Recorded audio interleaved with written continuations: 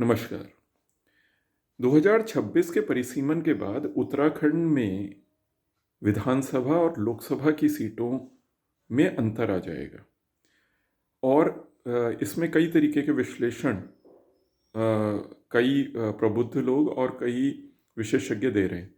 और उनका ये मानना है कि जो परिसीमन के बाद जो मैदानी क्षेत्र हैं उनका जो प्रतिनिधित्व है, क्योंकि वहाँ की जनसंख्या अधिक है, इसलिए विधानसभा में और लोकसभा में उनका प्रतिनिधित्व बढ़ जाएगा। तो इसका वह हल क्या बता रहे हैं? इसका वह हल वे एक आंदोलन के रूप में बता रहे हैं कि वे ये कह रहे हैं कि जो उत्तराखंड राज्य जिस भावना के साथ बना, उसके पीछे जो कारण थे, और उसका एक मूल कारण ये था कि पहाड़ की संस्कृति का संरक्षण करना है और जो पहाड़ हैं उसका विकास करना है। तो जब नया परिसीमन होके जब मैदानी क्षेत्र की सीटें बढ़ जाएंगी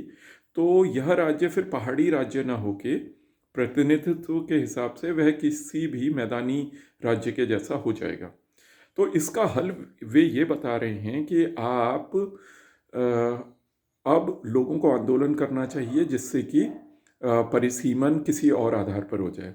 तो यहाँ पर मैं आपके साथ इसका कानूनी विश्लेषण और साथ में मुझे क्या लगता है कि इसका हल क्या है, उसको मैं आपके सामने साझा करना चाहता हूँ। तो सबसे पहली तो बात यह है कि जो परिसीमन है, परिसीमन जनसंख्या के आधार पर होता है और क्योंकि लोकतंत्र में जो सरकार है वह लोगों की सरकार है, तो अगर लोगों का जनसंख्या कहीं बढ़ती है तो वहाँ से उनका प्रतिनिधित्व भी बढ़ना चाहिए। तो ये तो हो गई सीधी बात। अब जो दूसरी बात है वह यह है कि जैसे ये कहा जा रहा है कि उत्तराखंड की संस्कृति, तो यहाँ पर आप एक दूसरी बात पर भी आपको यहाँ पर गौर करना पड़ेगा। वह यह है कि अगर किसी क्षेत्र में लोगों की संख्या बढ़ जाती है तो वहाँ पर उन लोगों की संस्कृति जो बहुल बहुल संख्या में, जो मेजॉरिटी में उस क्षेत्र में जो लोग होते हैं, संस्कृति उनकी ही हो जाती है। तो इस तरीके से ये आपने ये देखा कि जब आप इसके कुछ उदाहरण बाहर से भी देखते हैं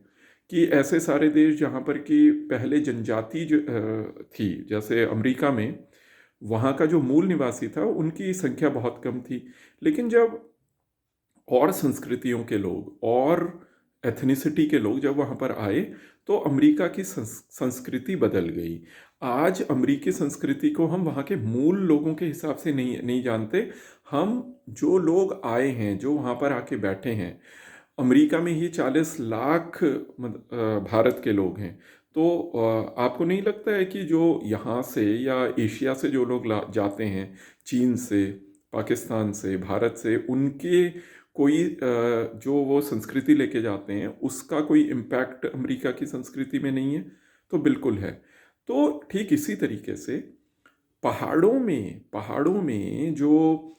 आज जो ये परिसीमन के बाद जो प्रतिनिधित्व की चिंता है, इसको आपको दूसरी तरीके से भी देखना चाहिए था। आपको क्या देखना चाहिए था? अगर पहाड़ की संस्कृति आपको बचानी है तो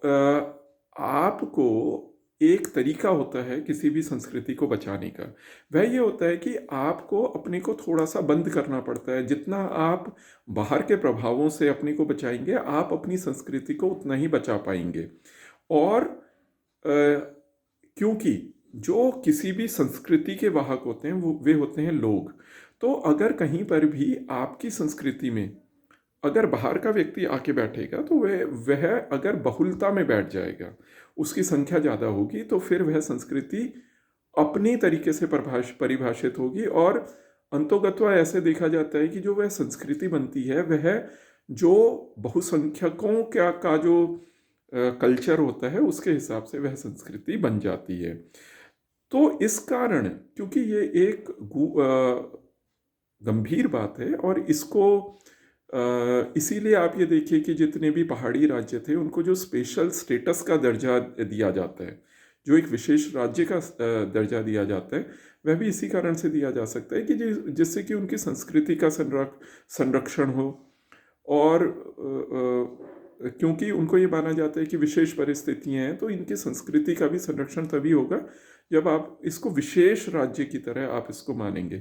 तो जो ये परिसीमन है, परिसीमन का हल कोई आंदोलन नहीं है। हाँ, इसका एक हल सीधा सा ये है कि आप अपनी संस्कृति को संरक्षण करने का जो एक सीधा सा तरीका ये होता है कि आप थोड़े से अपने को क्लोज कर लें, इन्फ्लुएंसेस से बच जाएं, जो कि मैं जब बोल रहा हूँ मुझे ये भी लगता है कि ये जो मेरी बात है ये उतनी प्रैक्टिकल नहीं है कहने में, मतलब जितनी व्यवहारिक बात होनी चाहिए वह नहीं है। लेकिन मैं आपको ये इंगित करना चाहता हूँ कि जिनको ये भय लगता है कि अगर कोई राज्य में कि मैदानी क्षेत्र का दबदबा ज़्यादा हो जाएगा तो उनका प्रतिनिधित्व ज़्यादा हो जाएगा, जो राज्य का जो कल्चर है, जो कि आप अपने को पर्वतीय राज्य, पहाड़ी लोगों की तरह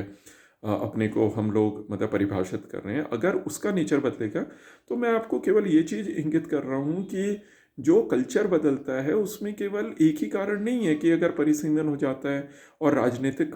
प्रतिनिधित्व अगर आपका कम होता है तो केवल इसी से ही आपकी संस्कृति को खतरा है। संस्कृति से खतरा बहुत सारी चीज़ों से हैं, जिसमें एक पहलू ये भी है। तो इसलिए जो लोग बहुत ज़्यादा बहुत विकास, बहुत चौड़ी सड़कें, 4 लेन हाईवेज़ और मतलब कि प्रोग्रेस और सारी सुख सुविधाएं, इन चीज़ों को अगर हिमायती हैं तो फिर उनके लिए जो ये परिसीमन के कारण चिंतित होना मुझे लगता है व्यर्थ है। क्योंकि जो कल्चर किसी भी देश का, जो किसी भी जगह का जो कल्चर प्रभावित होता है वह परिसीमन से तो हो ही सकता है कि वहाँ आपका राजनीतिक प्रतिनिधित्व घट जाए, आपकी बात का वजन घट जाए, लेकिन उसके साथ ही आपका जो सांस्कृतिक पहचान जिस तरीके से सभ्य संस्कृतियाँ होती हैं वो उससे बड़े इम्पैक्ट उस तरीके के हैं। तो इसी कारण आप ये देखते हैं कि जब किसी समाज में वैष्णव धर्म आता है, क्योंकि वैष्णव धर्म बहुत बड़ा धर्म है, तो जो जनजातीय जो रीति रिवाज होते हैं, जो जनजातीय पूजा पाठ की प्रणाली होती है, आप जिन देवी देवताओं को मानते हैं वे भी